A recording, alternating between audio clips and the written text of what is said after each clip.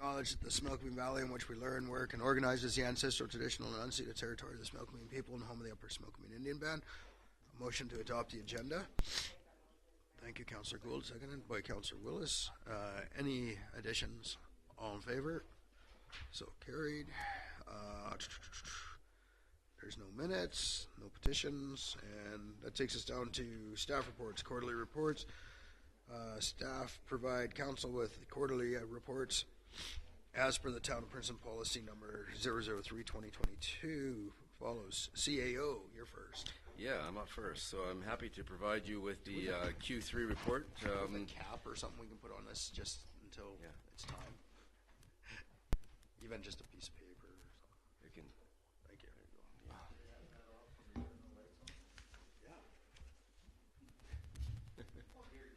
There we go.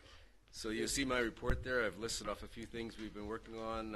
I'll just draw your attention to a few items. I'll just highlight a few. The BC Transit one, I'm pretty excited about this because it's moving along nicely.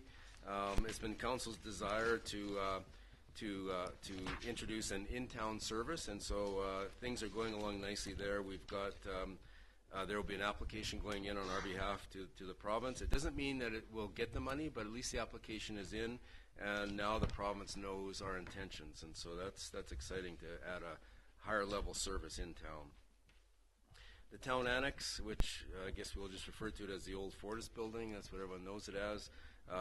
Renovations are nearing completion, and we think that staff will be able to move in mid-October. So as we mentioned before, we're moving basically a complete department over there, so that'll be the building and bylaw department, and Nadine will also be there, so there'll be recreation services there as well.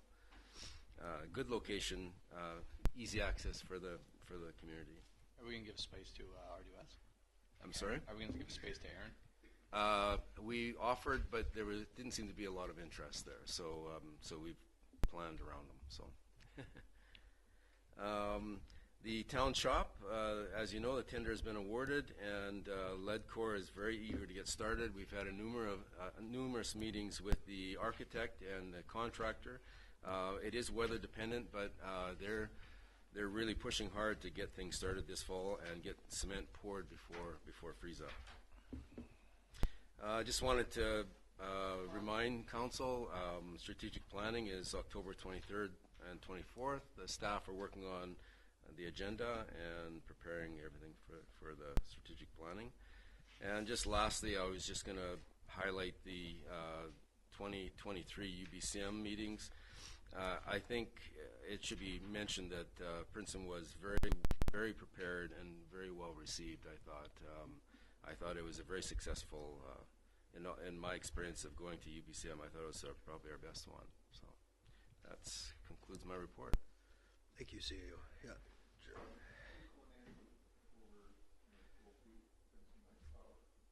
So it'd be the building department. So that's Chris and Alan. And the bylaw department, which is Ed, and Nadine will go in there as well.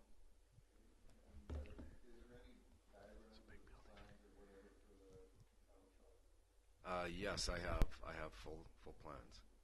Yeah, happy to share them if you'd like to see them. I know you mentioned the PXA transition. Yeah. I know that Nadine's got a report in here earlier, but I'm just curious, how has it been going? I'm sure there's going to be some growing pains. Yeah. Everybody on board, are they accepting the change? Yeah, you know, as far as the general public goes, they've been very supportive, and I think everyone is very happy with the idea that the town is taking over. Our staff have really stepped up. Public Works, Pete from the arena, Recreation, and Nadine have all taken charge of the workload, and it seems to it's a steep learning curve, but it seems to be going quite well actually. User groups are on board. Yeah, they seem to be very supportive. Yeah. Anybody else? Yeah, Councillor Gould. Just an update on the arena roof. You kind of picked some things. Was that on budget? Like no. Yes. Yeah, we're on budget, and the work is completed. We're just waiting for a final inspection from our consultant, and the final payout will be in November. So, but surprises on the cost. no surprises. No, it's been very good. Very happy with the product. Yeah, it looks really good. Yeah. We gained some pucks. Yes. Yeah, just on that note, it's interesting. We had that reflective ceiling, suspended ceiling in there, and pucks would occasionally go up into that and not come back down. And when we took it out, I think it was 469 pucks that we took out of the ceiling. So It's crazy. yeah. The new Olympia. What's the? Yes, the delivery I think is November, so we should be seeing that pretty soon here. Excellent. Yeah, that's a new electric ice machine. Awesome. Yeah. We'll have to look at, I think rather than painting it, I think if council is interested in making it a bit of a showpiece, we would look at a wrap. It's much quicker and yeah. Yeah. Could be more detailed. Mm-hmm. I'm sure Pete's got ideas. Yeah. Oh, he does. All right. Thank you. Building department, Alan's not here. Do we want Chris to talk about it, or does Chris want to talk? It says it's from Chris. Yeah, I will just speak just briefly. In Alan's words, I had a meeting with Alan before he went on holidays, and he just says that the town is booming. Yeah. So he's very, very busy. So That's awesome. Yeah, so I'll just go over real high level here. I mean, we've received 65 new building permit applications this year, which is pretty amazing. 17 are under review, 11 have been finalized, and they anticipate an average or above average number of permits this year. As everybody can see, the Cantex gas station project is underway. For those who were able to come on the tour, the annex is almost completed, and move-in dates pretty soon, isn't it? Well, 2 weeks? The move-in? Next week, okay. Excellent. Yeah, it says that there, but I'm double checking. Yeah, and Chris is making headway on his stuff. Yeah.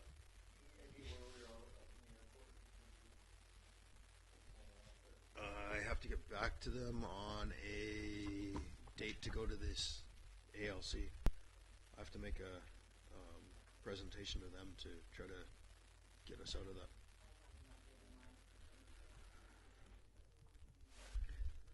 It'll probably be December, right?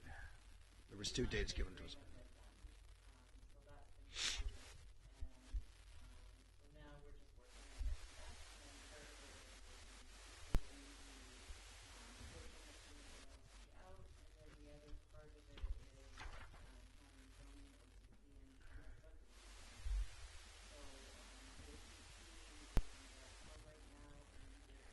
Sections into residential, but we didn't put them in high density or low density without having a concrete plan to bring back to council to look at. So that's where we're at. It's still in progress. Yeah. Okay. Unfortunately, Jared's not here, so do you want to talk about Jared? I read through his report, and again, his department is very busy as well, but just a couple things of note. I think people are pretty interested in the wells 1 and 2 replacement. The work is ongoing. It is a long process to get that facility up and running, but they've got most of their cement work done. So the underground stuff is all done, and you can see in the report they're now moving on to tying in the wells. Then the structure will go up from there. So I went with Jared and True, and we had some public consultation in regards to floodplain mapping and just response from the public. We met with the stakeholders first, some of our key employers. Then we met with some members of the business community down at the Splash Park, and then we ended off at Allison Flats with members of the community. Really good interaction with the community. I thought there's some great questions. People were very supportive of the work that we've done to date, and just wanting to know more as to what the plan is going forward. This was more of a feedback exercise, so we're just learning what people's concerns were, answer any questions that they might have, and then there will be a more detailed consultation with the public, likely in January, I would say. So, but it was well received. Temporary housing up in the industrial park, as you know, the situation was that we got that up and running very quickly, and the services went in, but it was a dead-end service as far as water goes, and so to do it properly, we wanted to loop that water line, so it gave us good quality water for up there, as well as proper fire flows, and so now that work it's ongoing, but it's nearing completion. They've been working on it since August. And the rest, I think you can just read there. But very busy department. The airport lighting. Why can't we put little touches on it? Because To be honest with you, I thought Jared was going to be here, and I just haven't had the time to really brief myself on it to give you that. Jared unfortunately isn't feeling well, so Yeah. he was off yesterday as well. So But I know we can always go back now. Yep, absolutely, yeah. go ahead.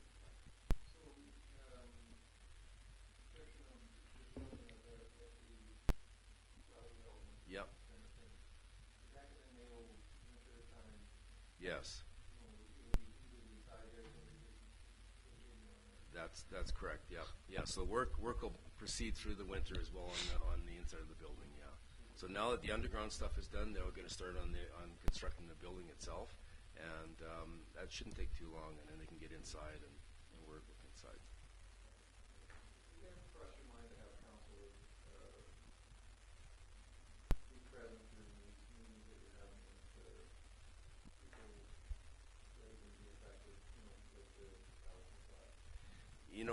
We did talk about it, but we didn't want to make it a political thing. We wanted to just sort of keep it on a low level, just very informal. The next public consultation will definitely involve council for sure. Yeah. Yeah. We did debate that back and forth, and we were kind of going back and forth, should we or shouldn't we? And we thought, well, we just don't want to make it a political thing. We want to just allow people to be free to just say whatever they wanted to say. But definitely the next go around will involve council for sure. No, I agree. Even I asked that question, and we thought for this round, and it was probably good because in the beginning at Allison Flats, there was some heat, Yeah. and just having the engineers there to talk facts, it just took all the politics out of it and allowed it just to be, this is where we sit, this is the reality of the situation, and there was no people involved, right? It's just, here's the information, and this is what our next steps are, and the next step is the big part.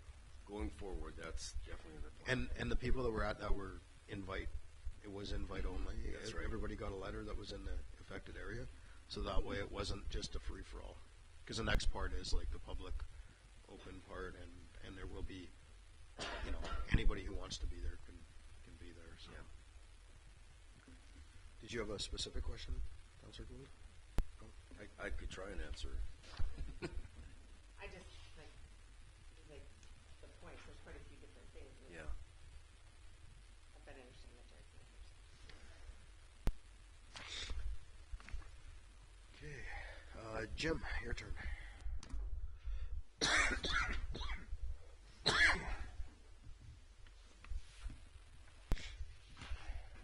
Good morning, everyone. Works update. So the 2023 annual paving program has reached its completion. Right.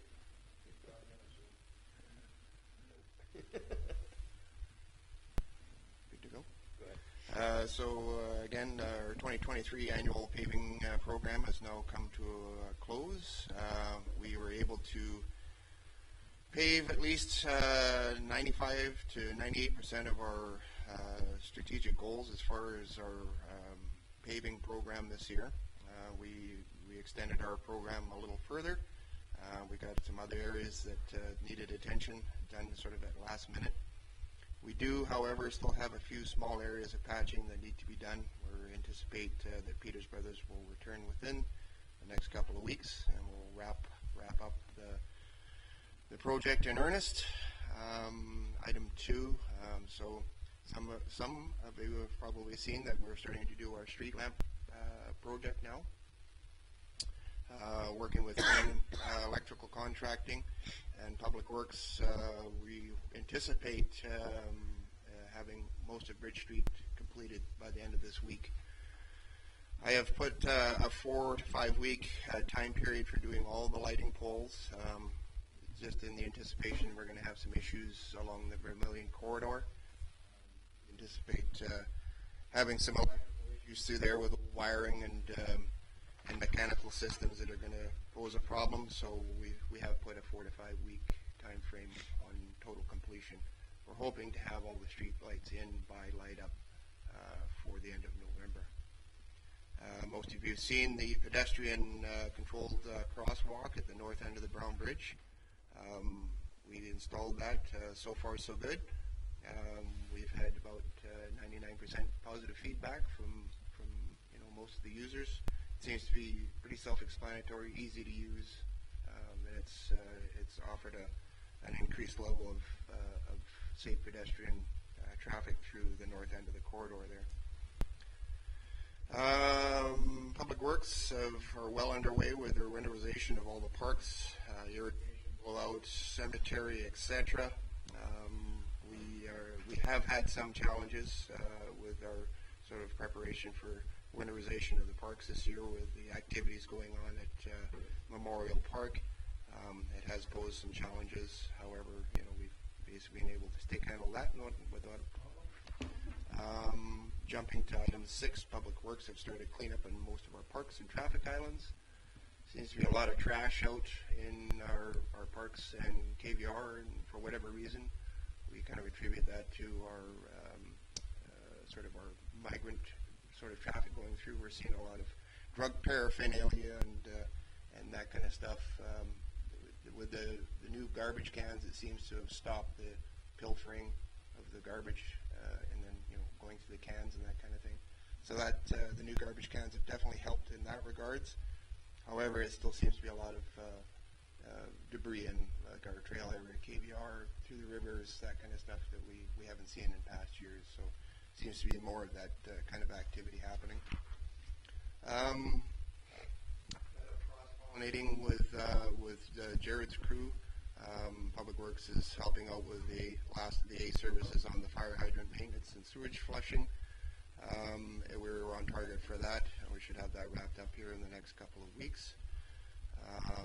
Again, with helping out with the civic services, Public Works have started water main flushing and sewer flushing. So we'll see that continue on until basically the snow falls. Waiting for budget numbers from our good folks at Main Road Contracting in regards to the Brown Bridge repairs. They paid us a visit on October 7th. We're waiting for them to finalize a number for us to move forward with the repairs of the sidewalks and bridge deck and the like. We have identified quite a few issues of maintenance and repair for the Brown Bridge that we hopefully should at least get done. Some of it this year before the weather sets in, but again, we're waiting to get a final number from Main Road Contracting on that. All the line marking was done this year. There was a few areas, Vernon Hill, that never got the line marked. We've added that on to next year's line marking list, and we're hoping to get a little earlier start. I have been talking with the contractor, and we're going to try and bump up our line marking earlier in the season rather than late in the year. So hopefully we'll get that done for next year. The center column on the Bridge of Dreams, I've had Watson Engineering sort of stick handle the permitting process for us to get in there and do that center column of the Bridge of Dreams with some scouring and undermining that was sort of remnants of our 2021 atmospheric river event. We weren't able to get a good visual until we had the lowest water, and this year it itself, there's quite a substantial undermining of the center column. Nothing of immediate urgency. I will make that clear. This is more of a maintenance kind of approach, more of a proactive approach. There's lots in engineering has indicated to us that there's no need to close the bridge or have any weight restrictions or any of that kind of activity put in place. Hopefully we'll be able to start at low water of next year. Well, again, it's all depending on budget numbers. We have had some pushback with the ministry. It's a lot of finger pointing at this sort of juncture.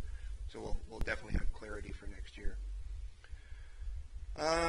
Public Works, again, has been starting preparing budgets for cemetery improvements and our upcoming budget get-together.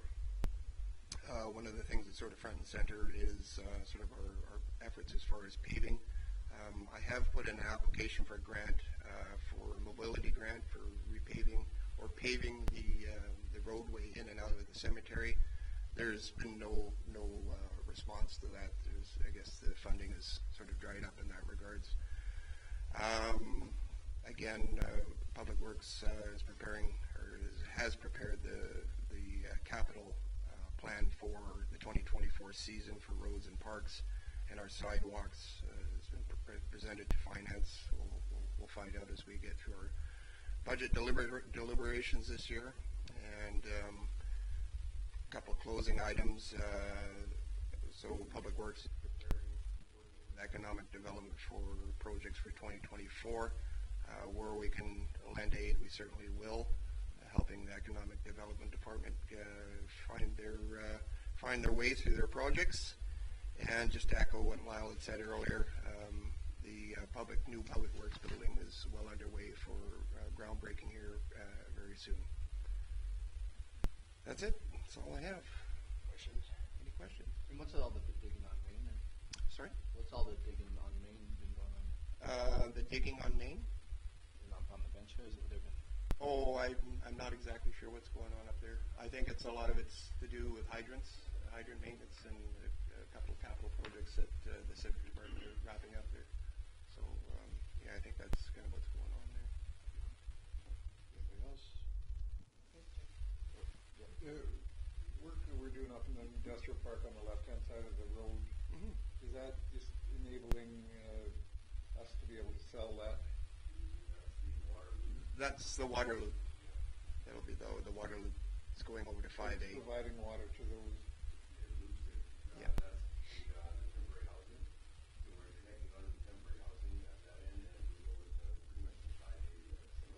It gives us fire flow. Okay. I remember us thinking the possibility of selling that. Now that would have water.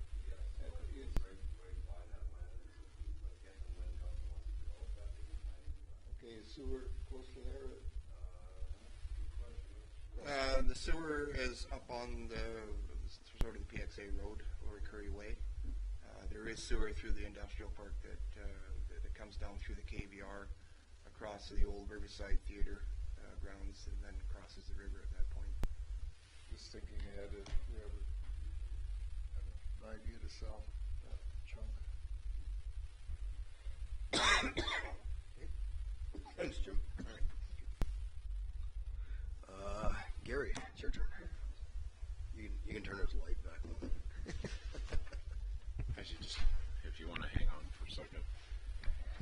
Okay, so it's, as you know, mostly from home, but business as usual, pretty much. Did some updates with our economic development website, and we've had 3 offers on properties in the last quarter.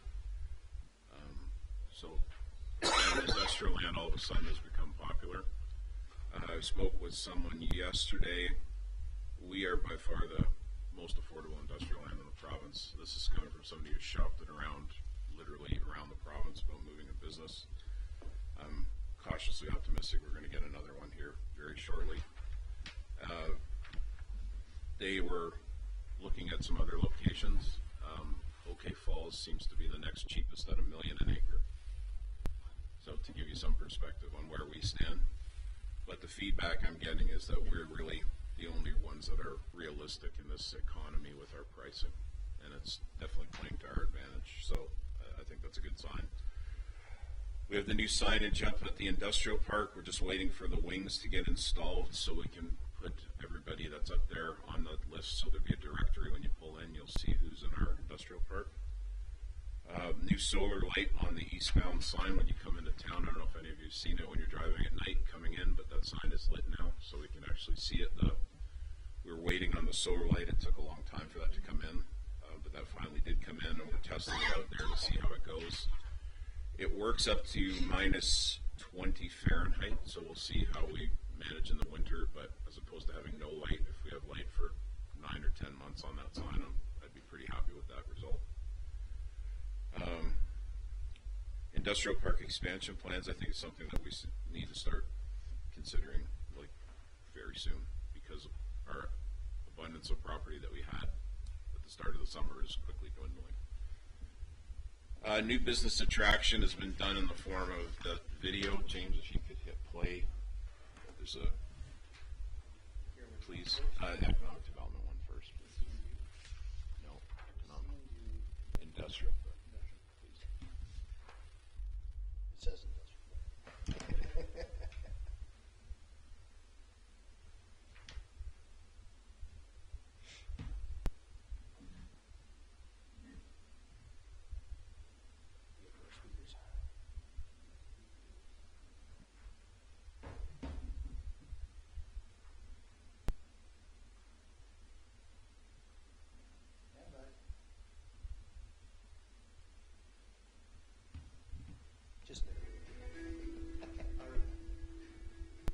It's just music.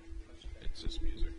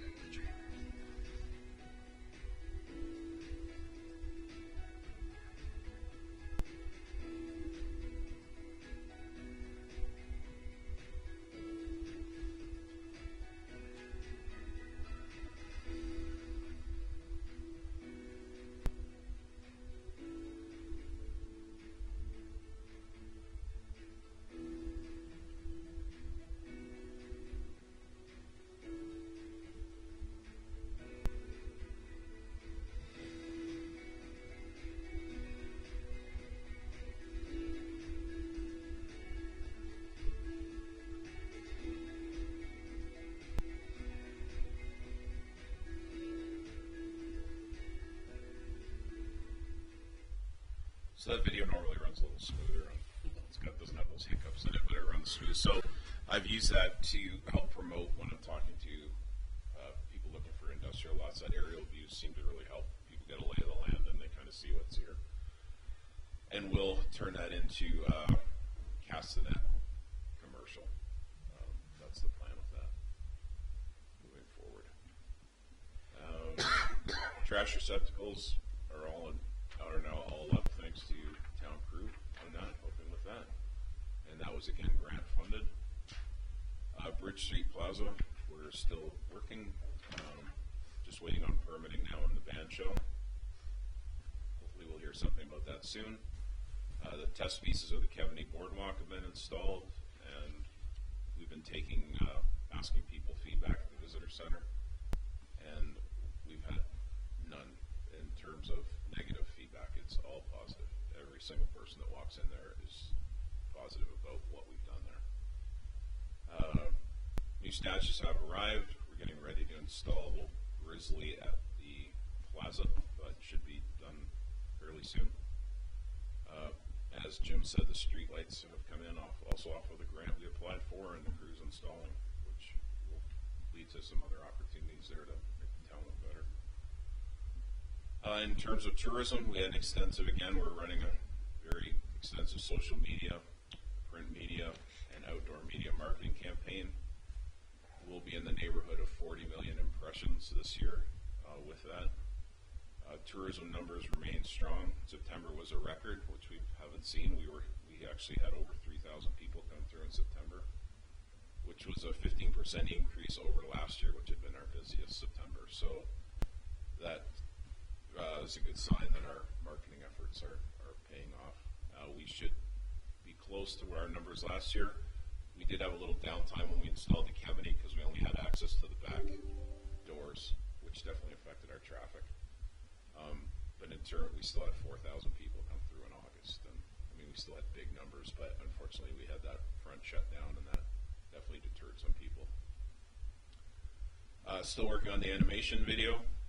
There's so much technology is changing as we go that what's something that we were looking to do to start with is now advanced so much in the last 6 months that I'm quite happy that we didn't get too advanced into that because it's coming along. We're still going with the Rediscover Princeton marketing campaign for this year, and I'm working on a 2024 tourism marketing campaign for next year and moving forward, that I'm looking at hopefully getting some involvement with our merchants in that campaign. So I've got a plan to bring them on board and hopefully get their buy-in, because it's very important. We'll bring all these people into town, but we still have businesses closed on Mondays. They still close at 4:30. It hurts us. It hurts our attraction of new business. It hurts a lot of things all the way around by that. If you could play the see and do.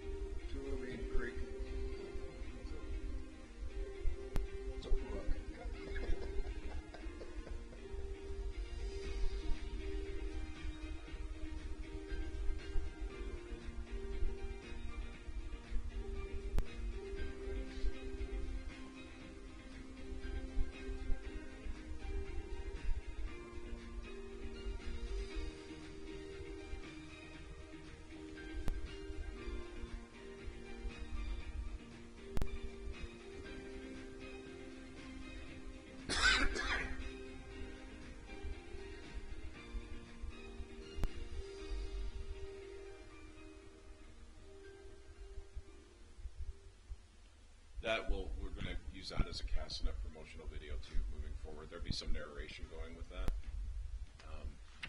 and it'll be built in with our next marketing campaign. In terms of the campground, we had the new sign installed. Again, we did a pretty extensive print and media. We're advertising in Canada Dreams, and we advertise in RV in Canada and a number of other ones, and we're seeing some good response from that. It was another busy summer down at the RV park. Every weekend was pretty much a sellout. North America-wide, RVing is down in general. About 12% is what I'm getting for reports. That's right across the board. Our numbers are still very strong. Based on the sales, we still have a number of monthlies, hoping to add to our monthlies over the winter, but we have enough definitely to make it worthwhile to stay open during that winter month, and it lets us get down there earlier in the spring, which, as long as we can make a little bit and be down there, it just helps us with our openings. We can get in there in April. Before, we used to have so much snow down there that we couldn't get in there till the beginning, maybe a week before May. really set us back. We're definitely seeing a need there for having a person work in the park up until at least October, like maintenance-wise. Unfortunately, we lose our park help once Arena gets moving in August, and then you see the effects of it on the park, like in terms of the upkeep and things like that. They do what they can, but we're limited with staffing. Amenity building permits are finally in place, and we're hoping to see them break ground this month. That took a while, as everybody knows, with permitting, and we have to juggle things around and move it, but we're good to go. We have to put in a new water system there, just so we can handle the demand on the park. So that we have the capacity. Jared had that checked. We need to install a bigger pump and then just put a bigger shed over top of what the existing blueprint is there, so we can service it. The other thing I'd like to do is possibly bring in 1,000-gallon holding tank and use that for irrigation, so it takes the pressure off when we're busy. Because right now, if people go in the showers and we're watering, it's a trickle coming out. There's no water pressure. We're working on the Sandy dump as well. We have to do some adjustments with the new building, and it would be nice. We're hoping if we can keep that line open through the winter, be able to pump up to our dump, but we don't know the depths, so we're gonna have to it's gonna be a trial and error, I guess, at this point, see what happens. And then we have another video for the campground that we'll use for marketing as well.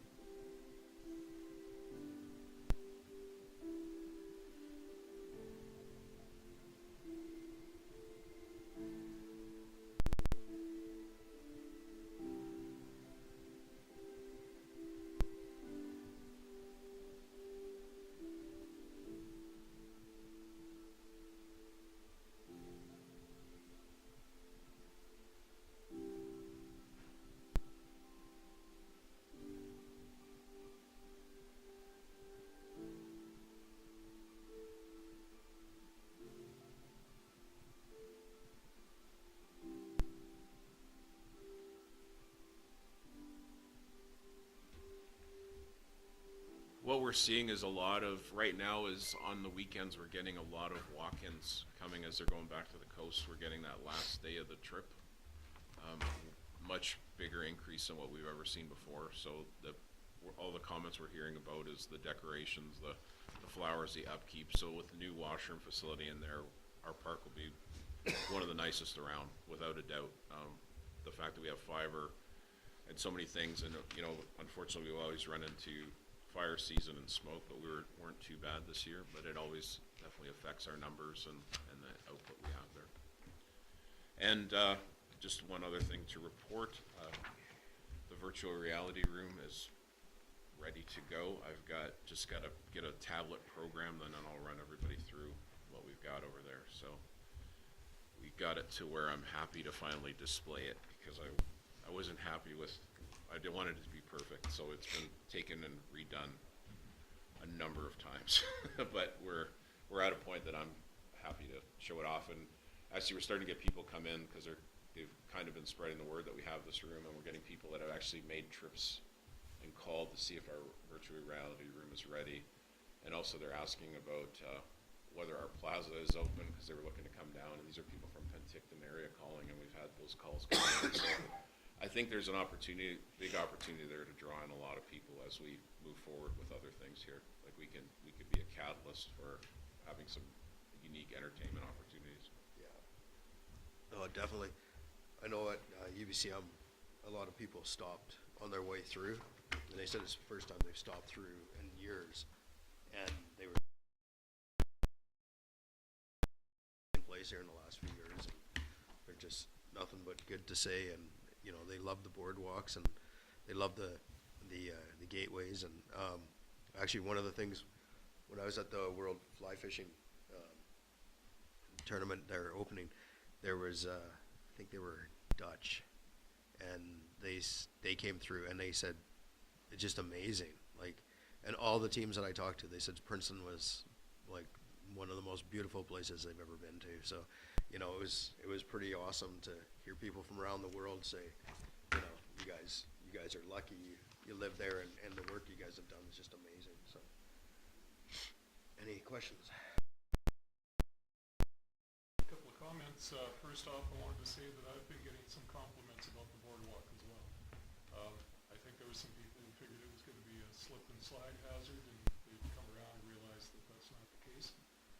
Regarding the marketing, it seems like every time I go to Instagram, I'm flooded by Rediscover Princeton stuff, which is great. Yesterday it featured the mural next to the Legion building. And what I like about the campaign is that it features things that I walk by on a regular basis and shows me it in a different way.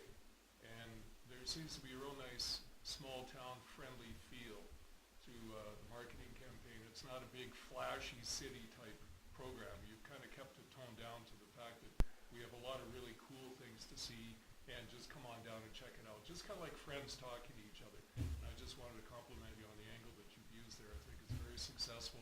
I've even started using the Rediscover Princeton hashtag myself. So thank you for all you do. Thanks. Yeah. I had a argument with Jim about the fence on the Old Overwoody development. It seems like I'm waiting for the fence to be able to hang the posse. But the fence is going to be in the way until such time as. But then I tried the CAO's point of its danger to children falling over that fence, but it still didn't work. So anyway, it'll be. Anyway, is going on? Is there a light up yet? One light? For the streetlights? Yeah. Yeah, we do, don't we, Jim?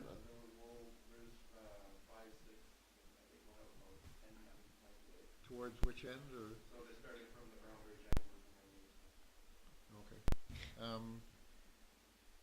Do we get an indication of where at the building? Do we keep track of where our visitors are coming from? Oh yeah, we keep track of all of them. Like Because it's so interesting in a target market sort of thing about if you're going to advertise where they're coming from. And that marketing campaign I'm working on is actually targeting that. I was very explicit with staff this year that I wanted to know countries of origin. I'm working on something and I'll show it at strategic planning, what I had in mind for the marketing campaign next year, and I think it'll make you happy with the posse, because I have some things in there with that as well too. So the other thing is, as you know, I have been asking and asking. Every time I drive by that airplane up at the airport, there's people sitting there taking pictures. If we could get some kind of a story about the history of the airport, or the history of that plane, or a history of how they put it together, those guys volunteered and built that and everything else. I just think it would give them something, you know, a little something when they're stopped there taking pictures anyway. Jim and I have been working on that. Actually, I've had Carolyn work on the history of it. So we have it all put together in photos and the story. So we're working right now on setting that up as an area, maybe with some picnic tables and some cover, because we're seeing people, Jim keeps seeing people stopping there and eat. And then we can tell them about it. So we'll make it kind of a little stop area. So we're just working out the bugs of that. I should have some conceptuals shortly. And to echo what George is getting at, during the UBCM, I don't know how many counselors or whatever came up to me and commented. Actually, on the beautification of the community, it actually tied. Was close, but it came close to tying the number of comments about people's mothers that were incensed with the mayor. Shut up. I'm sure as time goes on, it'll come on.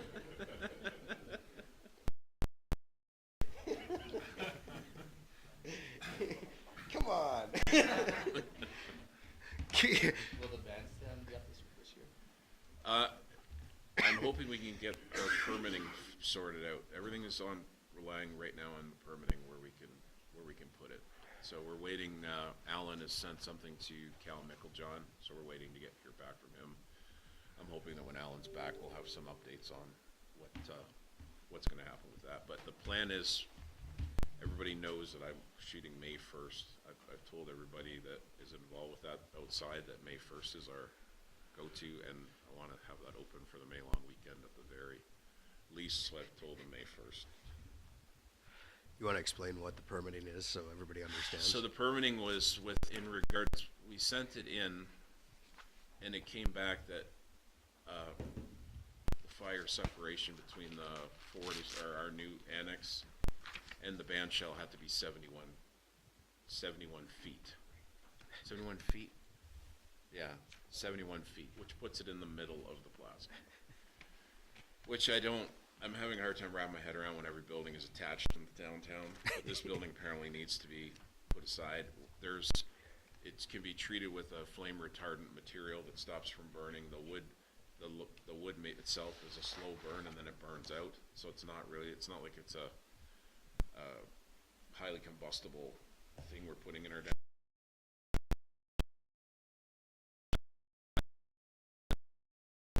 Back with, they recommended at the 40-foot mark, we put up a cinder block wall and use that as separation, which was equally, if not more, ridiculous in my opinion. So we've kind of went with that, and now we've sent it.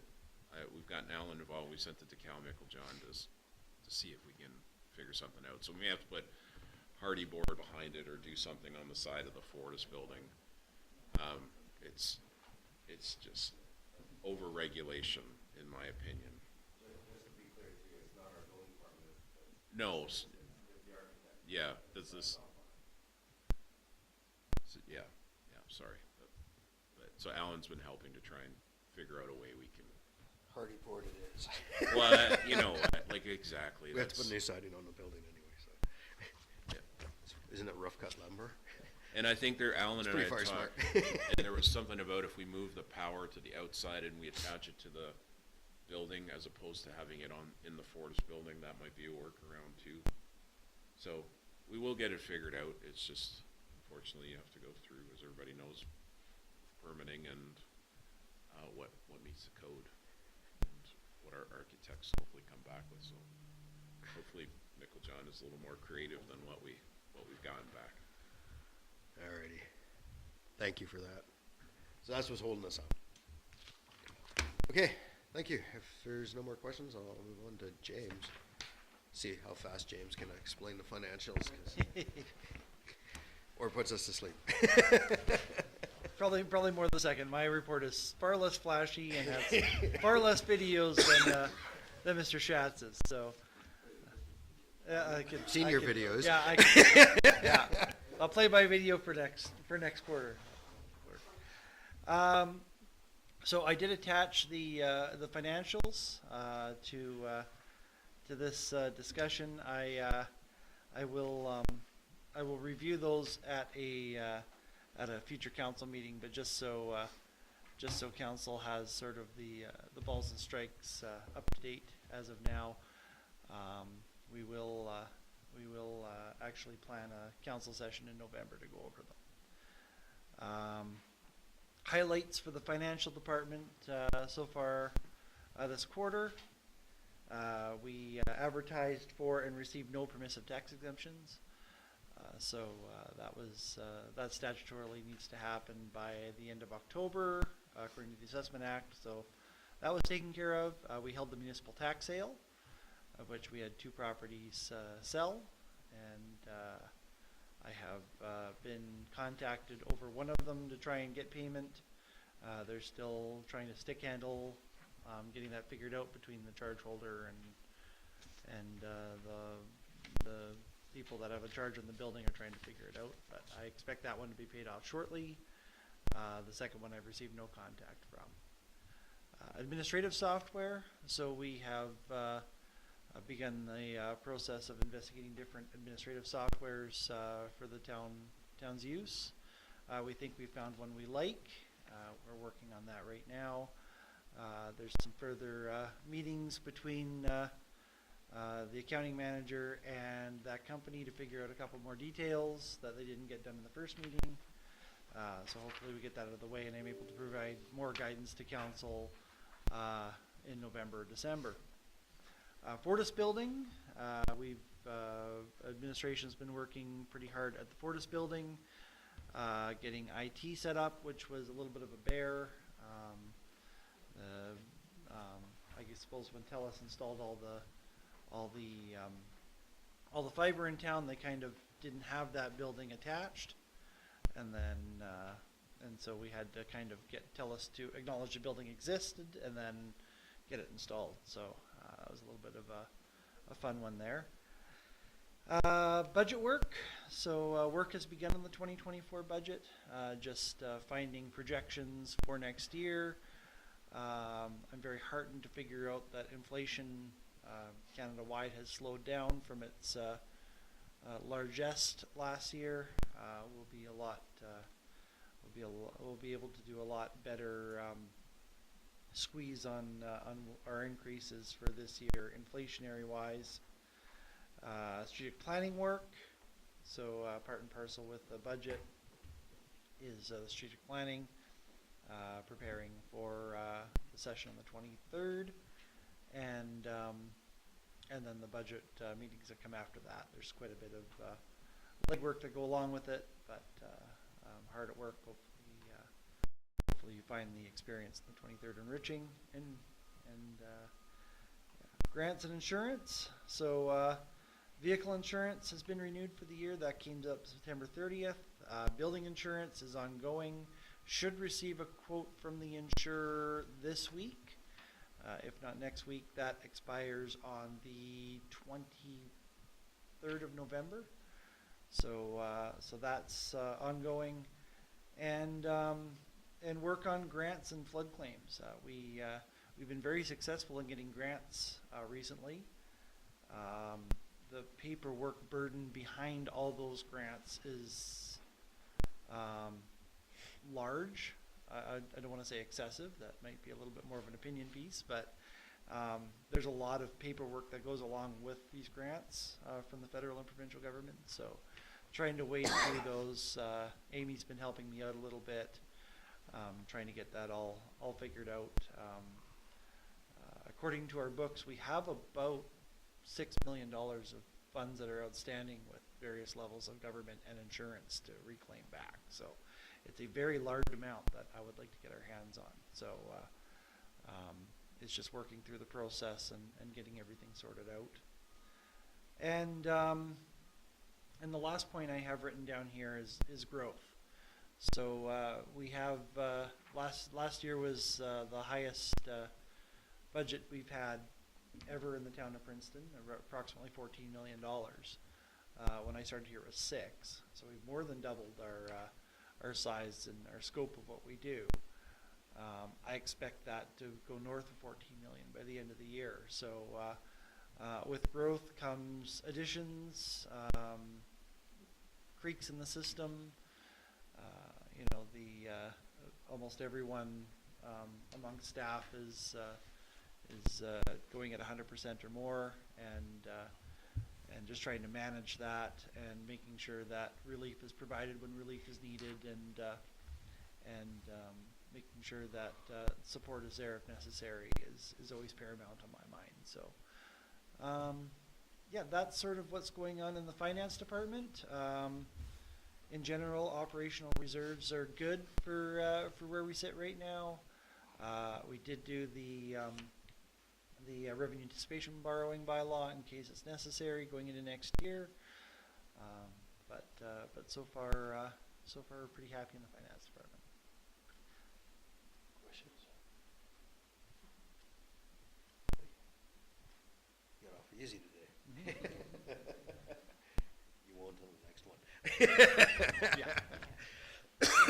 Thanks, James. Next up is Nadine.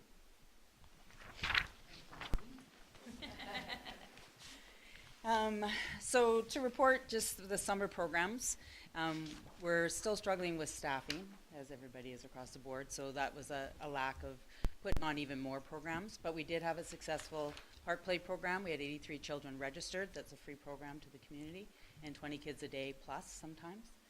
When we had extra staff up, or volunteers up there, we were able to throw some more kids in there. This year, for the first time, the school district gave us free access to Vermilion Forks. So that was quite a great thing, and it was nice to move it up to a school with the park play outside, mostly 100%, and then inside on bad days, smoky days, rainy days. So that was a great asset to have, and hopefully they'll welcome us back next year. Adult soccer is new. We have a gentleman in town who has taught soccer through the UK academies and also in North Van, and now he's local. And so we're trying to build up the soccer program again in the community. And so we tried an adult program. They were averaging about 12 to 15 adults and youth for a free program during the obviously when the smoke came to town, but they kept going, and now we're offering it indoors in the fall. And currently it's just a small number, but we're hoping to build on that. Centennial Pool. The struggle there is staffing locally. We had to actually bring in 2 youngsters, 2 new guards from out of town. And just through a connection of mine, was able to bring some of these kids that actually came in from Tulameen every day to be there. And hopefully we can hang on to them for next year. But we are lacking in that here, so there's a real struggle with that. Our staff at the pool are great, but we are struggling with having swim clubbers who want to take all these programs with us, which are great, but they're not available on weekends because they're swim clubbers, so they're gone. Or they can only give a certain amount of time during the daytime. So, and with lessons, our numbers this year changed a little bit. They were down a bit, but there was a switch over from Red Cross. Red Cross is no longer into swimming lessons. It's now Royal Life. And so a lot of people didn't understand that. We also had an increase we saw with the swim clubbers with the preschool age group, which I personally struggle with a little bit because they just teach stroke. They don't teach safety so much. So they're throwing these little guys into the water with some of their junior coaches, and nobody's getting hurt, but there's, I struggle with, I'd rather see them take a program through our program first and then go to swim club. But right now we're not seeing that. So so it's trying to make that happen. We only had well, Carol, who's done it for years and probably taught many of us kids in this community to swim, is fabulous. But we have some new beginner coaches as well, or instructors this year. So it's just trying to build on that and trying to make it happen.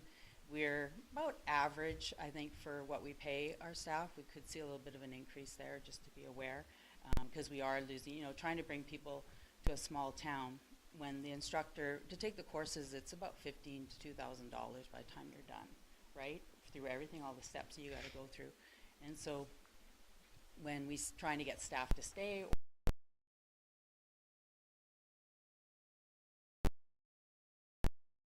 will decline that way. Our events were really big at the pool this year. We saw an increase of events, and we saw a lot of supporting the pool that way. Some of the maintenance things down there that we'll be talking with Jim more about as well. And we have, things are sinking. Our little old girl needs some TLC if we're going to hang on to her. So we need to be looking at that as well moving forward. And one thing for Gary is we'd love to see a sign on the highway and try to make that happen. I had a lady who's moved here 6 years ago and didn't even know the pool was here until I talked to her this year. So it's interesting to me that happens and that there's people going by that might want to just stop in for a dip. So just a more of awareness of our little pool would be great. Fall programs have taken off. The ones that the Recreation Department is offering for children are all full through skating, the indoor soccer program, those sorts of things. We're fine. I'm staying away from the preschool so much unless it's a sport orientated. One, lack of facility, and 2 is that we have many groups in our community that are doing the preschool ages. So for us to step in there, I think we don't want to draw even more away, right, from our community organizations. Our children sports programs are in the community are running well and that are being offered, but the lack of facility slows us down. The one facility that we have is the arena, and I can't get in there after school, so that's part of it. So we're, facilities around the community, trying to use the schools. There's a charge there, and we can't get in. For Vermilion Forks, I can get in after 5:30 at night. High school, still working on that one. We tried to do a weekend program. The school district wanted to charge us $200 a visit, plus the hourly rate. So, yeah, it was a bit of a shock, actually. I was hoping they would work with us on a joint agreement of some sort, but they're not willing to step forward just yet. So, and they're also looking at after-school programming at JA right now. So I don't know, because they get the dollars through the daycare money, that they're starting to branch that way too. So, for awareness. I am in talks with the senior center, and that's still ongoing, trying to get in there maybe, because they're closed at 1 o'clock in the afternoon other than their bingo night. So I'm working on trying to figure out how we can make that happen. We are offering fitness classes for adults at the arena. Had to kick Tyler out last night. so we're trying to do some more stuff, and we're seeing some of our adults coming out more and more, so which is nice. And again, general recruitment for staff is always a thing. Community-based programs, the Whistling Kettle Disc Golf Course is coming along. We kind of gave them some space, and they've run with it. They've gone after grants. We've helped them with a lot of the programs up there. We're looking at this winter for an actual, putting up a proper sign now that they're set, and putting the golf course up there, and so it'll be, keep moving forward. They do have a local club event happening. I've actually got the date wrong. I just found out it's the following weekend. So they're having a club championship on the 21st. So if anybody wants to go out, is that correct? So if anybody wants to go out and see what it's about, it's fun to watch them. I've tried it. I'm not very good. Pickleball. We're moving. Pickleball is pickleball. They're growing in the sense of for their outdoor play. They did have a large group happening. I find that they're giving us some numbers there that are really summer orientated, but when you look at the winter from what we kept tabs up last year, they're probably averaging about 25 people that come up and use Riverside. We've stepped away this year because we're not in that facility anymore, so there's no way to do that. We're supporting them with nets and a little bit of support that way, and when they want to host their events outside at the tennis courts. They do continue to push, as probably some of you hear, that they would like to see lines down at the tennis courts. I get a push back from the tennis players who say that the lines would be hard for them. So I've also pushed with them back on different ways of their own fundraising instead of always just coming to us. And so I'm challenging them with that, to think outside the box. And here in town were built by, our volunteers with support from the town. And so it's trying to figure out how to make them figure that part out. That those in-kind, the guy who might, dig the hole or put the concrete down for them or whatever, we can look at that within the community somehow and maybe support them that way. But there's some big expenses there, and they want to look at a facility that we're going to utilize for 5 months out of the year, and then the rest is covered in snow. So there's some interesting logistics there. The one thing, if they say, well, the tennis players are never on there, I did challenge them and took pictures with dates and times on them so I could show them that tennis players play tennis at the same time they play pickleball, because it's cooler, and they don't get that. They go down afterwards and say nobody's on the courts. Well, you're not on your courts either because it's too hot. So that's the big numbers in tennis, about 16 that play locally, plus we do get visitors, and we have a lot of families actually who are trying to learn tennis. So they're doing it on their own. So just awareness sake. Princeton Lacrosse has moved outdoors to Memorial Park for the fall until the snow flies. And so we're glad to see the park being used in the fall, not just sitting bare and watching everything being built over there. So that's cool. We have a new program in town, gymnastics. It's a privately owned business, but it's fun to see something new. And we've been asked for gymnastics for years in this town, and it's nice that Stephanie's doing that. And her numbers, she was overwhelmed. She was actually a little shocked by the number of people that came forward that wanted to get the kids involved. So she's going to slowly grow and build on that, but I think it's a great program. Community events. We were busy this year, holy. We had a number of events this summer, community-based, that we support from behind. Everything from, story times in the park for the kids, the community market, music, the festival that came to town, parade at the beginning of the year that, just kind of happened in a couple of weeks. We thought it wasn't going to happen, then boom, it happened, so it was great. So a lot of community organizations, individuals are coming forward. I think seeing how big the car show was at the end of the summer really showed the community coming out and people coming to town. So that will continue probably to grow and continue to work on that. And biggest comment was Vermilion was the place to be. It was the best. Everybody enjoyed it there. Those who had done, we had done Bridge Street for years prior. I think seeing how pretty Vermilion is and all that is good. So I think there's going to be a way to link, especially to the new Park Plaza, and trying to link that way too. But I think keeping Bridge Street open for general public was wise. So I think that program was fantastic. And then we have some great program coming with the Think Local campaign that the Mayor, Town Council, and Chamber of Commerce are doing. So we're just supporting from behind some of those things and just helping them advertise like crazy. But they've jumped on board. Boys, the Chamber's taken off a little bit, which is great. And you see it. Like I was just in the drugstore the other day, and Kathy was in there picking up some stuff, and they were like, we love that the Chamber's doing these things. And so you're hearing it from the businesses that they're excited that more are getting involved. So good job. Yeah. So upcoming events, obviously, with the town that we're really involved in is the Halloween family event at the fairgrounds. That event is, Jen and her rodeo little crew have been up there getting it all ready, and it'll be good, as it usually is. They start at 5. We're done kind of 7-ish to 8-ish, so just in time to head down to the hockey game as well afterwards. So that's on the 28th. And then light up this year.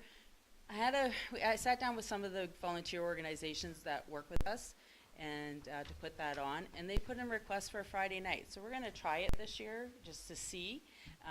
Their reason is their workers or their volunteers in their organizations, it's hard to get them to come out to help, right? They'll come out as a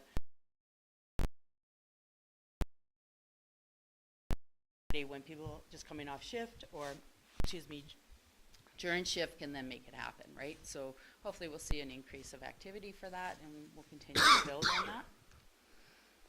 Princeton Fairgrounds. Lots of little things have to happen up there. We know the big picture is huge, but the small picture is something that's manageable. So, slowly working with the groups up there, gaining their trust has been a big thing with the town. And their wish list is quite large, as ours is. But they're open to things, and they're enjoying the communication that we give. So there is some, ongoing repair and things that are happening on the backside. So the backside is where the horse boarders are, as I say it, and the front of house is where we handle our events. So the backside is Pete, Paul, and Public Works. Paul Bedard is supporting us up there as a volunteer in a trade of services, and so he's doing quite a bit, and so he's been a big help too, along with Sally and Ed Nault. They've been for me it's a learning curve, so they've been a really great asset to me. The winter horse boarders are starting to return, so Pete's been up there doing some repairs to some of the pens, and there's some wishes for some stuff up there as well. Lyle and I met with Alert with Lothar to discuss their needs, and they will be submitting a formal request eventually about what some of their wishes are up there and things that they would like to see happen. And Lyle was good at promoting that, if it's any structure, then we need to go through our building and have a conversation. It's not just to happen. A lot of those groups just try to make things happen without talking to us. So we're just trying to stay on top of them that way. We just had over the weekend, we had an on-site camping with the Fraser Valley Horse and Hound Association. They rented stalls and stayed overnight, and we charged them $500 for the weekend. They were gone most of the day. They were just there in the evenings. So it was just something small. Again, the Halloween Family Night is October 28th. ATVBC has tentatively booked with us again for the end of June and July long weekend. And so we're just waiting to hear back from them and see if they want to continue on. They usually move around a little bit, but they really enjoyed our area. And so it's something that we'll build. There is the biggest they've had in about 5 years was here. So if that word gets out, it's going to grow. We put in a request for a traveling amusement park.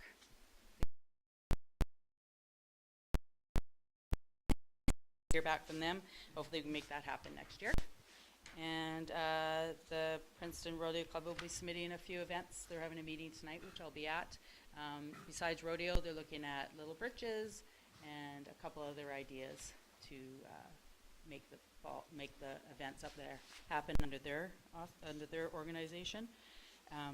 And yeah, so they're growing. I mean, we want to look at the fairgrounds as an event destination, and so if we can bring in concerts and work different ways of doing things, then we're going to try to figure out how to do that. So moving forward.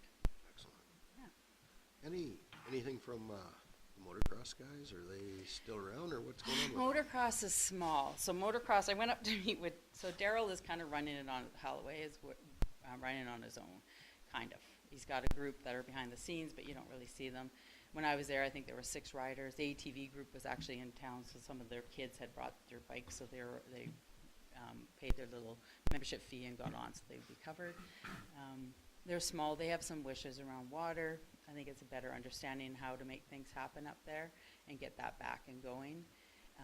But they're quiet, and you know, it's hard to see a big piece of land like that sit there, but we'd like to see the community get more up there. I don't know if they're just not advertising well enough, or so it's something to work on with them. Yeah, certainly. So, Nadine, one thing that kept popping up was staff. Do you have any recommendations? I don't. I mean, I've been going to the high school. I've been talking around. I've been promoting it as, you know, and after it's only a couple hours. Like people like, can I have a full-time job? Well, the town, we don't have a facility to do that, right? And so it's, how do you make that happen? And so it's more trying to promote to some of our adults or young adults that, you know, I just need a couple hours of your time after work even to do some community, you know, events, or not events, but programs weekly. Give me 2 hours, one night a week, and we can put on a program somewhere. And so it's that sort of thing. And people do come forward. I mean, we have the Arts Council who's starting to do more and more, but they're not doing the younger kids really for the arts part of things. So if you want to look at painting, or, you know, the library actually is doing quite a bit of little things as well. So there are some fillers there, but without a facility space to be able to do an arts and craft program, you know, things like that for kids and people to come forward. I just say, hey, you like to silk screen, let's teach somebody how to do that, and let's work out a way to do it, and I'll help you, support you, and train you, you know, how to lead a class. But just people aren't coming forward. It's interesting. And the ones that are, the minute we run a program, they're full, right? Like our soccer program is full. Our Learn to Skate program, which I was worried we wouldn't be able to return this year, all of a sudden I got 3 people who came forward, and they're just giving 1 day a week, a couple hours, and they're satisfied with that. So if we can continue to build on that, maybe we can get somewhere. But without access to the schools easily right now, it's trying to be creative in space. That being said, should we reach out to the school district? And they did show interest in having some sort of agreement in place. Maybe we should explore that further, because they own all the facilities in town. Well, and they're starting to, you know, when you look at right now, I mean, every few years, you know, 1 year it's youth, and so you spend 3 to 5 years working on youth programming, and that's where the government funding comes from. And then all of a sudden it jumps to age-friendly, right? So now it's age-friendly, so now we're working on age-friendly things. Because I'm trying to get information from where I found a grant. And then, yeah, it's an assessment. Yeah. Not a plan, yeah. So anyways, and you know, they jump around in preschool, and right now we're back, the government's back on daycare, right? So now it's gone to the school level and put it into their ministry. So it all depends on where the funding is. And so now you got JA who's looking at an after-school person directly through the school district. And so, you know, but then that's still small numbers, that's JA. So we're that grade 4 to 7 age range. Gonna go, and they can only take, you got a school of 100 and, I think it's 106 or something this year. They can only take, say, up to 20 kids, right, after school each day. And it'll be full instantly, just like all of our programs. Yeah, and it'll be free to the community, right? So now, you know, and I keep our prices, I'm like you know, I tried to increase the fitness costs to the community, and holy did I hear back. And I'm like, we're half the price of anywhere else in the province to run a drop-in boot camp. Most people pay $15 to $20 to drop in, or they pay for, you know, a certain amount of time. And we're charging $8, and I still hear it. It's interesting, right? So, so that's part of the struggle as well. Councilor McLean, you had a question? Yeah, I imagine you've already approached them, but when you're talking about employment for a couple hours here and there, we got 25 young guys that are, probably half of them are looking for some kind of employment when they can fit it in. Yeah. The hours may not jive, it may not always work out, but Yeah. it's certainly worth exploring to see if some of, at different times, whether you couldn't access those kids to, you know, they help out already with minor hockey and that sort of thing, but they're also, a number of them aren't really well off and they're looking for employment, so it might be something that you could look at. The other point is through the CAO, or you, as far as the school board is concerned, when you're talking about $23 an hour and $200 to clean up, are we on the same side? Not for weekends, Do for we sure. charge, when they have a school function in the arena or whatever, do we charge them for that? We charge them, but we make it as That's what I would have thought, that we do the bare necessities. Like, if I'm talking about $200 cleanup, and you're paying somebody $30 an hour, that's 6 hours to clean up a gym that kids were running around on. Well, and yeah, exactly. And that, you know, if you looked at, I mean, PSS is your best spot for something like that, because you can just walk in. The school is locked down, right? So you can walk in with their fob, get into the gym. Kids, you know, elementary school kids especially know how to take their shoes off right at the front door. It's quite comical to me. But they do that to help keep facility clean, right? And then the kids switch into an indoor shoe, and you just promote that and work on that with them. I was shocked. I was like, what? Are you kidding me? Like, you're going to have maybe 20 kids use a washroom, and because you've cleaned it on the Friday night, you don't want anybody to use it till Monday morning. Like, it's interesting. But, you know, that's behind the scenes. But, yeah, it's trying to get them to understand. And we're leaking in there. And we've got support within our local trustees here. It's just that they're a small voice. Right? So. In essence, aren't we kind of taking, you know, you and your programs, aren't you taking over part of that extracurricular activities that schools should be involved in? That's they what don't have to have any volunteers. We're already running it for them. Yeah. So, CAO, maybe that's something that I can follow up on and try to get a meeting with maybe the chair and their whatever superintendent. You find it hard to believe, don't you? Well, and it's our local. I mean, our local. You know, Monica Drew is kind of the maintenance janitorial person for this area, and she's 100% on our side, 100%. So there's a concern of having, say, one staff person from the rec department in the facility, and there's no backup. But they forget that almost every parent sticks around, right? So, you know, little things like that. Right? We haven't had any problems at Vermilion. Nope. You know. Nope. You know, and we had teenagers. Jess enjoys. Yeah.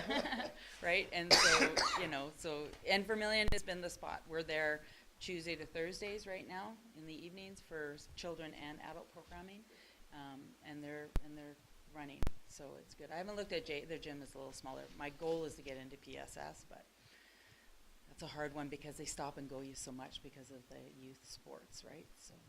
And to have is there one room that we can go to a program in? Like, I'd love to get in the arts room and utilize, things up there. And the Arts Council is asking for that as well, right? So the Arts Council is trying to figure out how to get into things as well. So it's just working with the community, and away we go, and just. Lyle will follow up with their leadership and then see if we can have a conversation, because this has been something we've been talking about for 5 years now, is why don't we have this relationship? And previous chair was not too open to it, so maybe the new chair will be more willing to cooperate. Yeah, there was there was a real willingness, I would say, 10 years ago, for the school. Like, I ran a lot of programs. I mean, even Carrie's daughter worked for me running programs right after school. We just had to get her to the program, right? And transportation too in this town is, a concern for even when you stuff. first started. I mean, when you were under CYC, I mean, the Yeah. school was a huge part of Yeah. that whole program, and then Yeah. that all went away, right? I mean, it And was we a community partnered. program. Yeah, we partnered with, with Vermilion Forks that ran an after-school program, so we did the rec part of it, they did the learning part of it. We did that for about 3 years as a grassroots thing and brought in grants, and then slowly it just grassroots right into the school, and they made it a paid position, and it became a school district thing, right? So, Okay. yeah. Has there been any talk about figure skating? Actually, interesting, because I've had approached old figure skating group about removing some of their items so that we could clean up the arena a little more and to go into their little room was, So after we've done that, I've actually had one lady come forward and said, I might be interested next year looking at a small figure skating club. So hopefully we can build on that. We're doing the basic I've said from day one, I'm not taking on figure skating. It's not meant for us to do that, right? We're not going to look into competition, and same with soccer. We're not looking into competition. We're looking at local, learn a skill, and from there, hopefully somebody will take it and grab it if they want to bring it. So, Go ahead. so hopefully next year, but yeah, Just jump this in. year. Certainly, Dean. Yes. Couple questions. Sure. First, with the fairgrounds, has there been any equipment needs identified, and will they be coming to our budget? Like, we'll know what it is and be on our budget. We've been working with, Lyle's been working with the old board. We're still finalizing some stuff. So they do have some equipment up there that is now going to become part of the towns, with the availability of the community groups up there who are able and knowledgeable in equipment use to do it. So we've actually just started using some of the things like the tractors and tillers and things. With their operators, kind of thing. With Paul Bedard primarily, or our own within Okay. staff, yeah. So if there is a need for equipment up there specifically, can we please be sure that it's in our budget, on our budget for Okay. that? And as well with recreation, you said a few things, that kind of just triggered. I hope that there's a list that comes forward to Lyle or to Jim, that there's a need for washrooms at pickleball tournaments. That was in the report. You mentioned. Yes. Off on it, but I saw Okay. it there. Mhm. So just for funding for that for next year, as well as pool signage, you just mentioned here, can we Yeah. get that, so have that in budget. And then you identified a need for coaches in some way to keep them, because one, we're only seasonal, Yeah. and two, it's only part-time hours. Mhm. So if there's a proposed incentive, like we'll pay you back for your coaching if you do so many hours or something like that, if there's a proposal like that, to have it. Yeah, we've investigated that one a few times. Yeah, because I know we've provided funding for the swim club to do coaching for them, but like you said, then they're not available on the times that they need it for the community. Yeah. So we may need to look at something, be creative to get returning. Yeah, and it's across the board. I mean, we talk a lot with Karamias because they're in the same boat as us, and they draw from Penticton, and they've had to match Penticton's indoor rates at $26 an hour for a lifeguard. And if that's So, something we've got to do, we'll. yeah, we need to look at it and see. First off, I want to thank you for all the work you've done when you took on the PXA. I know that you basically ended up inheriting a tornado of some kind, so I thank you for everything you're doing there. I'm just wondering if maybe the change in management, has this actually attracted some new people and new user groups, new interest, and are we seeing anything in regard to the fall fair? So, right away, what we did is we said kind of no to new people coming in around horse boarding, right? That's specific. So we can get a lay of the land. We still need, I mean, there's pens that need to be fixed up. There's, dollar figures there, right? Around, just even building a little shelter is, $3,000 kind of thing. So it's building that back up. I think the trust between the horse boarders, like a lot of them vacated, boom, gone. Minute the town, they were gone, and we were left with 5. And so now they're slowly coming back, and we're seeing some of those winter boarders come back too. So they're starting to understand that there's a good communication. We're not changing a ton of things, I think we've taken that real, let's just status quo and let's just learn, right? And then around Fall Fair, we have had, Colby Welton would love to see a Fall Fair return, but it might look different. And so, you know, there's those conversations that are happening around Fall Fair or looking at different ways to do it. I think what we did with the Think Local through September and October is kind of a show of that, you know, there's little different ways of doing things. And so Fall Fair for Colby Welton is probably like a Little Britches, right? And then having any of the marketing, you know, locals that want to come up and sell their wares, then that we look at that, so, and build from that. But I think trying to do a Fall Fair how it was done for the last probably 5 years before it's really stopped before COVID, we didn't see the community coming out, right? And there wasn't some big attraction, and there was a real stoppage for the certain people that were there saying, you know, no to a demolition derby or a, you know, lawnmower race or whatever. And so that, you need some big attraction then to have people come and have, we have market every week, so why would we grow, why would that be any different than just doing it at a Fall Fair? It's the same as the market people here, so. Yeah, I agree, some sort of combination. Yeah, combination of something, you know, if we can get amusement, and I even said, you know, if we can get amusement park even midweek and they're just open after school kind of thing, then, and then have our marketers there, then there's a way of doing it. But I think Fall Fair is how it was done, it really needs to be revamped and that one big item that'll get people in there, right? Rodeo brought in a ton of people because it was a rodeo show, and then besides that, in front of house is your vendors and your, you know, activities, and that's what, how you, I think we need to continue to do it that way. Is there an active Fall Fair group still doing that? No, they folded, yeah. They folded. And they were, to be honest, quietly very dysfunctional. I went to 2 meetings, and I was like, ooh, yeah. To be honest. Thank you. All right, thanks.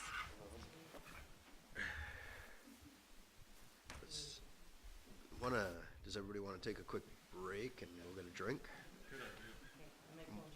Thank you. Councillor Gould, seconder. Elliott. All in favor? Carried. Okay, 5 minutes, guys. I think I need another coffee.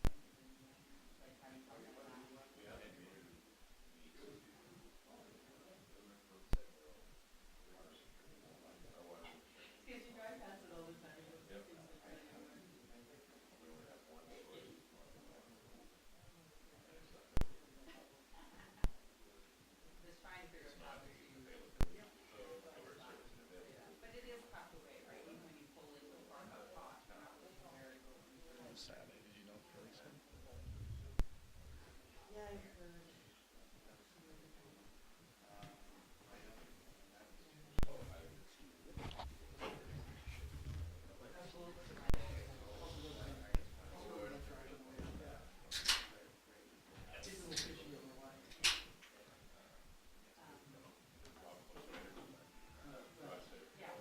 Hey, Carrie.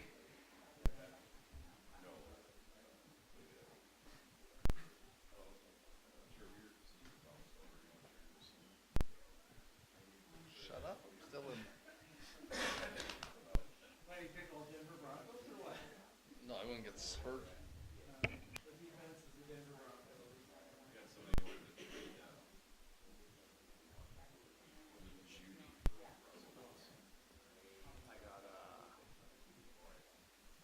They want Pearson, Goff, or Adams. I'm like, I don't need a quarterback.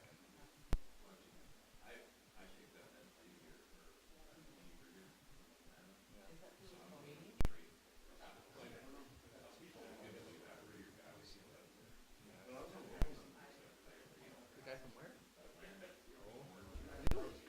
Arizona's guy was good the first, like, huh? Yeah. When's left the first one? Tyler or Murray? Are we still on there? That's what everybody knows, we're still live. Turning wings.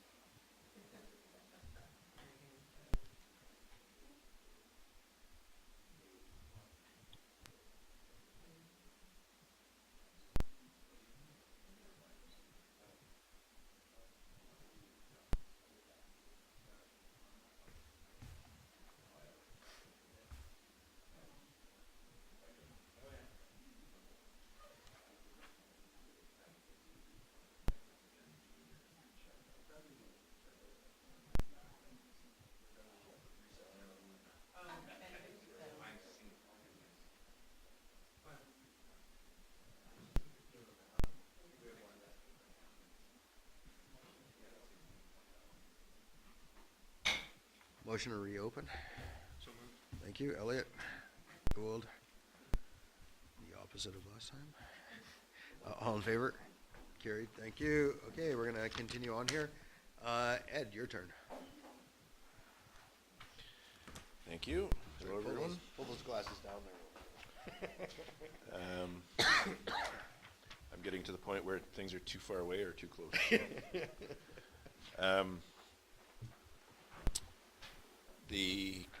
My last presentation to council was I needed to narrow it down. So I've concentrated on expenditures or commitments that were made by council in relation to my work area. Again, in the purpose statement, you can see the areas which I'm working in. And then background, Emergency Operations Center, we continue to support the 2021 flood recovery in the resiliency planning and implementation and transformation that was put in place during the recovery period. Most of the implementation of that has been completed, and we're finding a few homeowners that are still coming through and wanting to do flood work, and the building department's working with them to achieve those files. A continuation of the state of local emergency. Some of you may not realize that that's been maintained so that we can maintain access to the dike across private property, and that's submitted weekly.